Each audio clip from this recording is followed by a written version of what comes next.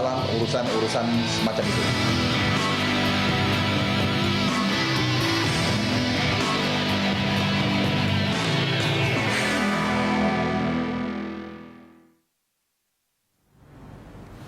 Pemirsa, terima kasih Anda masih terus menyaksikan Prime Time Talk. Saya akan menyapa penelpon yang sudah bergabung bersama kami pada malam hari ini. Ada Pak Iskandar Alam dari Halmahera Utara. Selamat malam Pak Iskandar.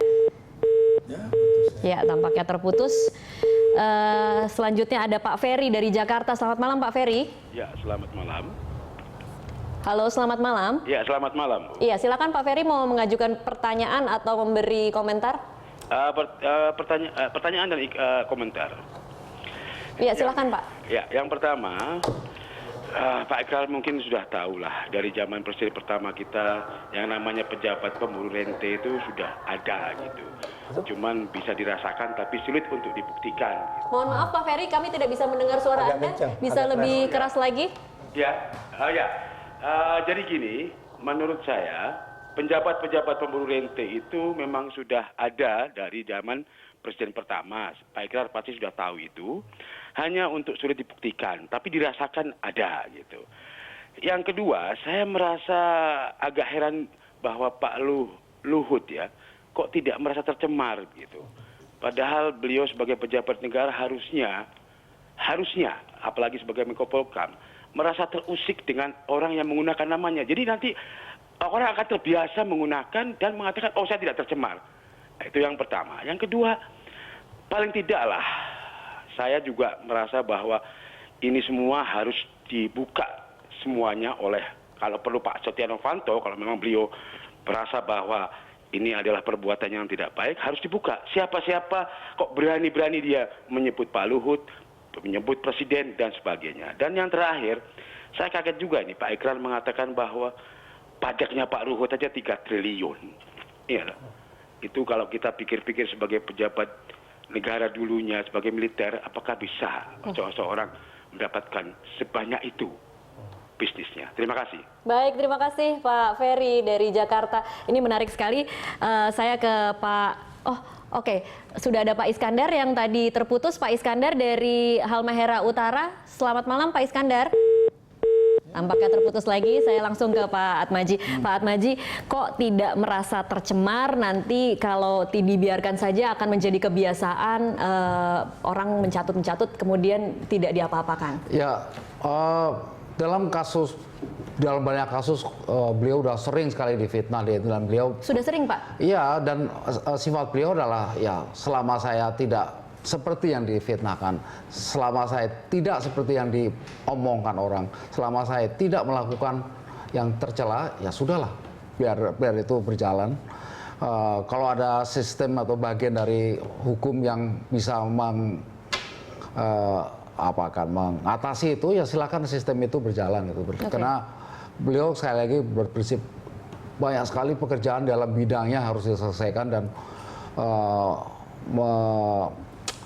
dengarkan atau kemudian terusik, kemudian tersinggung oleh hal-hal gitu, nanti menghabiskan energi. Sangat banyak. Kalau kemudian itu dilihat sebagai bentuk persepsi orang, kemudian melihat kalau tidak melapor, jangan-jangan ada benarnya? Ya itu terserah saja, nggak benar. Tapi apakah melapor itu berarti tidak benar gitu?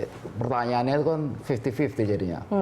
Kita atau Pak Menko tidak ingin melihat hal itu sebagai hal begitu gawatnya harus perlu melapor. Oke.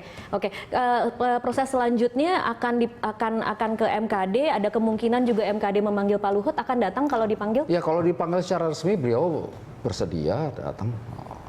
Tidak ada masalah soal itu. Oke, baik Pak Ikrar, bagaimana kira-kira kesulitan hubungan di dalam kabinet setelah ini? Kita lihat nomor 1 ada kemudian menteri yang melapor ke MKD, padahal nomor 2 ada menteri yang juga namanya dicatut di situ, kemudian presiden dan wakil presiden ada di situ, dan kita sudah dekat dengan isu-isu reshuffle. Kira-kira akan seperti apa nantinya? Jadi gini, buat saya ya, ini adalah suatu hal yang lagi-lagi kita men-challenge ya leadership dari Presiden Jokowi. Kenapa demikian? Karena Anda tahu selama tahun pertama itu adalah konsolidasi politik ya, baik antara waktu itu KIH yang sekarang jadi P4 itu ya, KIH dan KMP di satu sisi ya, demikian juga di kabinet. Tapi Anda juga tahu ya, begitu habis reshuffle yang pertama itu, yang terjadi malah gonjang-ganjing politik ya, karena ada seorang menteri ya yang kebetulan jabatannya Menko yang kemudian membuat pernyataan yang bahkan menantang wakil presiden ya.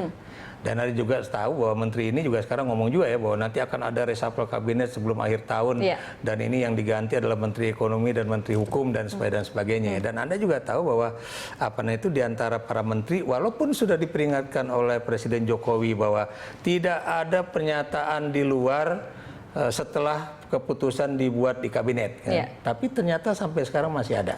Walaupun memang ini tidak terkait dengan persoalan hasil sidang kabinet, ya. Tapi di sini lagi-lagi menunjukkan betapa ketidakkompakan antara satu atau dua ataupun tiga orang di kabinet itu masih terjadi. Ya. Tapi untuk menjawab tadi Pak siapa yang dari Jakarta itu ya, Pak Ferry. Jadi gini, sebetulnya kalau kita lihat pejabat, tidak ada pejabat pemburu rente. Pejabat itu dia bisa menjadi komprador asing, ya, yang kemudian menguntungkan perusahaan-perusahaan asing, ya, atau yang disebut pemburu rente itu biasanya pengusaha. Ya, itu. Dan pengusaha itu kan Anda tahu ada yang pengusaha beneran, ada pengusaha yang pemburu rente. Pemburu rente itu artinya bahwa dia seakan-akan menjadi pengusaha padahal dia cuma broker aja dari segala macam kegiatan itu. Dan itu udah berlangsung sejak zaman Bung Karno, Pak Harto, bahkan sekarang juga masih terjadi, gitu kan. Dan itu juga udah ada bukunya, gitu kan. Jadi nggak perlu saya mengatakan ini buku mengenai ekonomi rente itu banyak sekali ditulis oleh para ekonom ya. Jadi itu.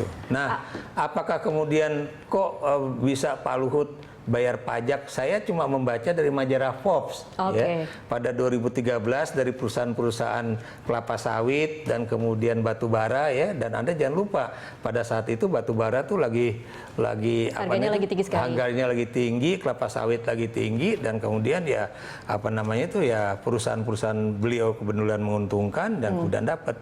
Dan kalau ditanya itu dapat dari mana, apakah dari itu?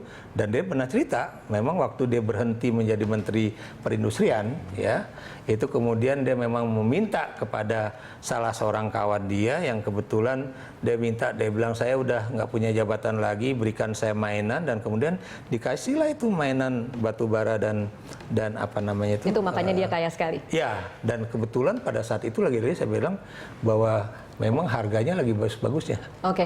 Akan berkurangkah kepercayaan Jokowi terhadap Luhut setelah ada kasus ini?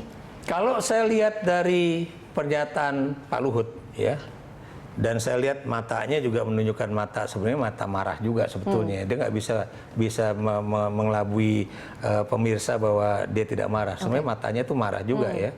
Marah kenapa nama saya dipakai kan. Tapi kalau saya lihat dari pernyataan itu ya, bahwa dia juga tidak menundukkan kepala, matanya juga nggak dibolak-balik dan sebagainya, berarti dia serius. Cukup meyakinkan artinya ya? Iya, dan saya yakin ya selama ini dan beliau yakin bahwa Jokowi juga akan percaya pada Pak Luhut? Ya, dan juga masih percaya. Jadi begini loh, dua orang itu intinya adalah bahwa pokoknya tidak boleh ada korupsi di dalam pemerintahan Jokowi JK ini. Makanya beliau selalu mengatakan bahwa terlepas dari banyak orang masih mempertanyakan pemerintahan Jokowi JK, tapi satu hal yang dia paling pegang, makanya dia percaya banget sama Jokowi, bahwa dia bilang kawan satu ini tidak pernah ingin berkorupsi, ataupun baik istrinya ataupun anaknya diberikan kesempatan untuk korupsi. Dia bilang tidak pernah. Makanya kepercayaan terhadap Presiden Jokowi itu masih cukup tinggi. Itu yang beliau katakan kepada saya ya, gitu.